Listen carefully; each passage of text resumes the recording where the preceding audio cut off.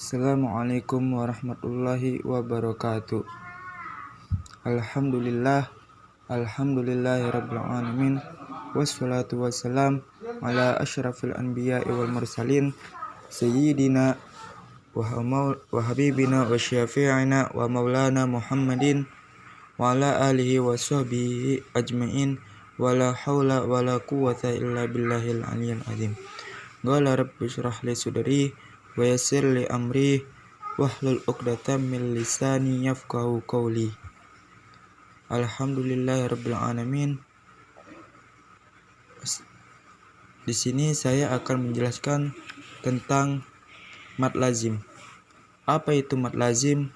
Mad lazim yaitu huruf mad yang bertanda bendera seperti ini bertemu dengan sukun asli. Nah, mad lazim ini pokoknya setiap mad lazim itu setiap ada huruf mad. Tahu kan ente tentang huruf mad. Nah, yang tandanya tuh seperti bendera, seperti halnya bendera bertemu dengan huruf yang asli, dengan sukun yang asli, maka itu dinamakan mad lazim. Nah, mad lazim ini dibedakan menjadi empat macam. Ada yang namanya mad lazim kalmi mutsaqal, ada yang namanya mad lazim kalmi mukhaffaf, ada yang namanya mad lazim harfi mutsaqal, dan ada yang namanya mad lazim harfi mukhaffaf. Nah, di sini kita akan menjelaskan satu persatu dari apa itu mad lazim kalmi mutsaqal. Yang pertama, mad lazim kalmi mutsaqal ini yaitu huruf mad, sebuah huruf mad yang bertemu dengan tasydid, bertemu dalam satu kalimat. Contohnya dolang fahada. Terus yang kedua contohnya apa lagi? Al-haqqah. Nah, jadi mana mad lazim kalmi mutsaqalnya? Yaitu pas di dolang. Nah, di situ kan ada yang namanya huruf mad yang bendera tuh bertemu dengan tasydid. Nah, tasydidnya mana? No, yang ditanda huruf lam. Nah, maka hal itu yang menandakan adanya mad lazim kalmi mutsaqal. Dan bertemunya itu dalam satu kalimat, bukan di kalimat yang lain.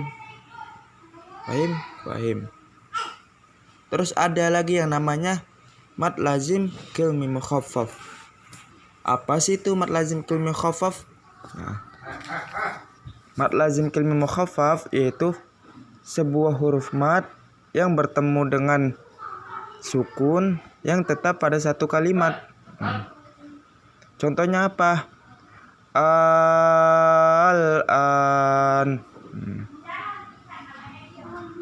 Jadi mana huruf mad lazim kalmi mukhaffafnya? Kalau mukhaffaf tuh agak ringanan, beda dengan mutsaqal. Kalau mutsaqal tuh yang tadi pembahasan yang tadi di atas tuh, mutsaqal ini bacaannya agak ribet, agak beratan dikit. Soalnya apa? Ada sebuah tanda tasydid. Bedanya sama mukhaffaf tuh yaitu kagak ada tanda tasydid. Cuma saja dia bertemu dengan sukun yang membedakannya, dan tetap pada satu kalimat, bukan kalimat yang lain.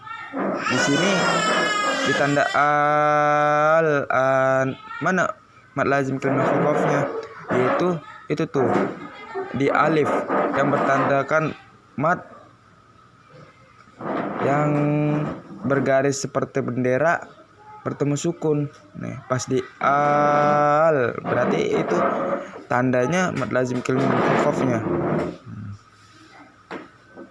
Sekarang masuk ke mad lazim harfi mutsaqal yang ketiga.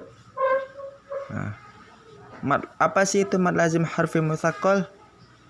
Mad lazim harfi mutsaqal yaitu huruf mad yang bertemu dengan sukun asli dalam huruf yang terdapat pada awal surat dan ditasydid atau diidghamkan.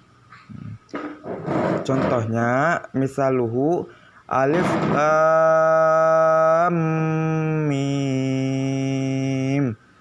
Nah, contoh yang kedua alif lam mim shad.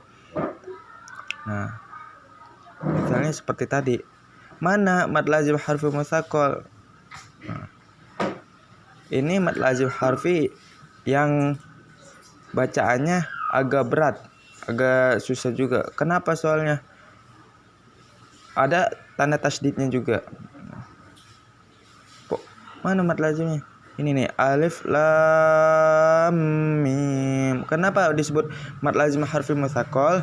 Karena alif lam mim ini terdapat pada awal surat dan juga di tanda huruf mim itu ada harokat bertasdid yang harus dibacanya dengan diidghamkan. Diidghamkan tahu kan bacanya agak didengungin. Kayak alif lam mim agak dengung mim tuh gitu. Jadi bacaannya alif lam mim tuh alif dipisah sama lam dipisah sama mim dipisah. Nah, terus yang contoh yang kedua, misalu yang kedua alif lam mim shad. Nah, bacaannya juga caranya dipisah, yaitu alif dipisah dengan lam, mim dipisah juga dengan shad. Pokoknya semuanya dipisah. Ada pengecualian, yaitu jangan sampai dibaca mimnya ini disambung. Jadi cara bacanya beda sama yang di atas. Bukan dipisah-pisah, tapi disambung. Jadinya kayak gini. Al amma. Tuh. Beda kan sama bacaan yang sebelumnya? Karena kenapa? Karena pengecualian di sini tuh jangan sampai dibaca disambung dengan disambung. Begitu juga yang alif lam mim shad tadi, jika disambung bacanya berbeda. Menjadi apa? Seperti al amma shad. Nah, beda kan? Maksudnya disambung ini bacaannya kayak sebuah huruf yang awal kagak ada harokatnya. Kagak ada yang namanya fathah, kasroh, domah, sukun. Nah, awalnya nih. Yang awal tadi bacaan alif lam mim. Nah, kalau misalkan difathahkan, diharokatin fathah, domah, kasroh, jadi bacanya beda. Nah, terus yang keempat. Yang keempat itu mad lazim harfi mukhaffaf. Apa itu mad lazim harfi mukhaffaf? Yaitu huruf mad yang bertemu dengan sukun asli dalam huruf yang ada pada awal surat namun tidak bertasydid. Nah, jadi beda yang di atas. Karena mukhaffaf ini agak ringanan. Nah, jadi setiap ada huruf mad bertemu dengan sukun asli dalam huruf yang ada pada awal surat namun tidak bertasydid, itu namanya mad lazim harfi mukhaffaf. Nah, contohnya apa? Hamim. Tuh. Terus contoh yang kedua apa? Alif lam ra. Nah, contoh ketiga ta sin.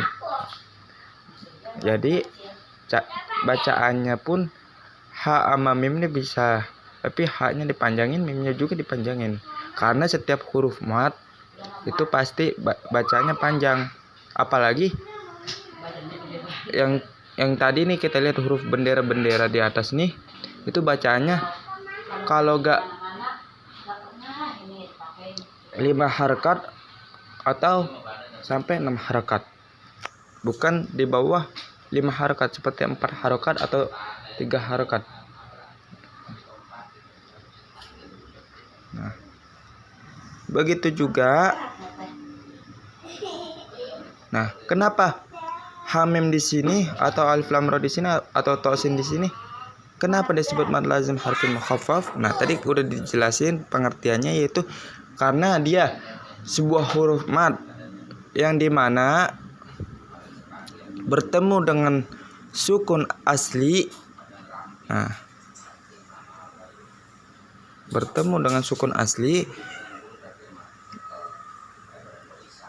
dalam huruf yang ada pada awal surat yang tidak bertasydid.